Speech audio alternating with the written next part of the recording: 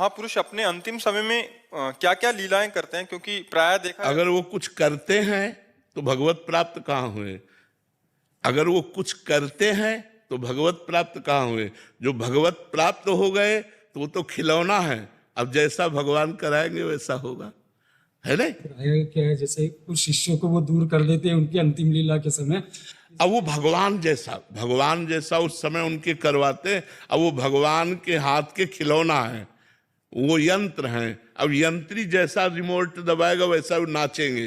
जो सिद्ध महापुरुष होते हैं वो भगवान के हाथ के खिलौना होते हैं, जैसा भगवान उनसे करवाना चाहते हैं वैसा व्यवहार होता है। अब वो स्वयं करता नहीं रहे, अगर स्वयं करता रहे तो भगवत प्राप्त कैसे होगा? जब कर्ता भाव ही खत्म हो जाता है तभी तो भगवत प्राप्त होता है। जो भगवत प्राप्त हो गया तो भगवान उससे लीला करवाते हैं। अब वो कभी क्या लीला करते हैं अपने बस की बात नहीं समझना, इसलिए संत महापुरुष जो भगवत प्राप्त है केवल नमस्कार है और उनकी आज्ञा का पालन करें, उनके बाहरी व्यवहार को न देखें।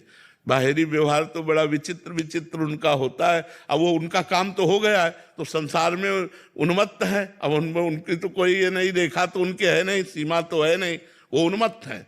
भगवदा अनुभूति में वो आनंद में मस्त है, भगवान जैसी प्रेरणा करते वैसी लीला होती।